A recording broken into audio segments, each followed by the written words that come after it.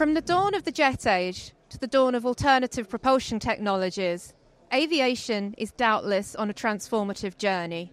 And to explain a little more about that, I'm here with Rob Miller, Director of the Whittle Laboratory at the University of Cambridge. Rob, so tell me a little bit about how the Whittle Laboratory is linked to the Sustainable Markets Initiative.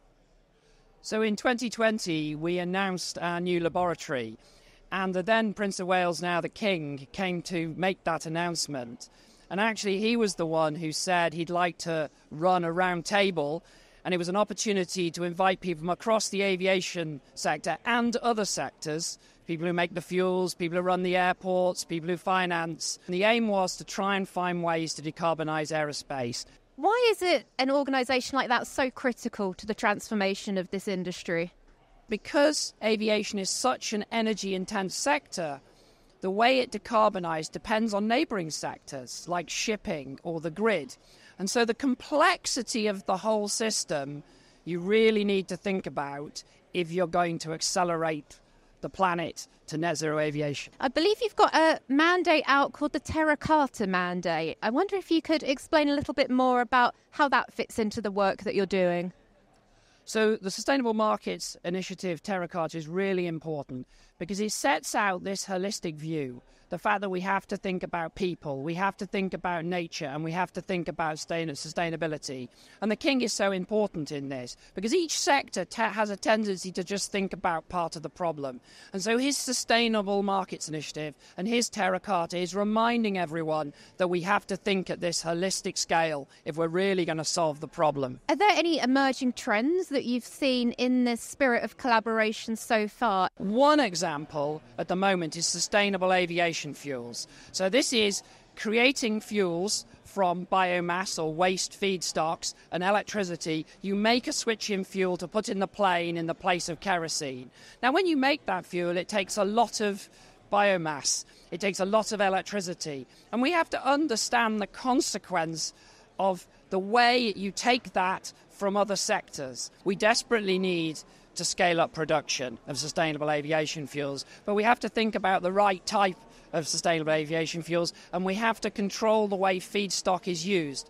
The amount of carbon in feedstock is limited globally, and therefore we have to make the most efficient use. So we have to prioritize the particular fuel routes that will use the carbon in an efficient way. And they tend to be the ones that are called power and biomass to liquid. So it's taking all the carbons from the biomass and putting in hydrogen from electrolysis of water to upgrade them into a fuel. So those more complex fuels generally are better in the long run. Is the SMI beginning to consider things like hydrogen as a fuel? No, they have started. The SMI had the very first roundtable was on aviation, and we've now got to the point where 4 working groups have been set up. And these 4 working groups, one is really to accelerate the right sort of SAFs. One of them is to really push the transformation to a hydrogen aircraft. Another one of them is about thinking about the non-CO2 effects, the clouds that form in the sky. That's about half the climate impact of aviation. So how do we get rid of those? And the final one is about the airports and how we transition those airports and infrastructure. So really now the Sustainable Markets Initiative is branching into those 4 areas so it can really focus on accelerating delivery.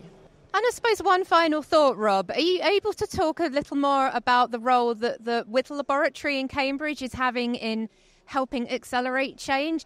Yes, the challenge is very similar currently in sustainable aviation to the challenge Frank Whittle originally faced.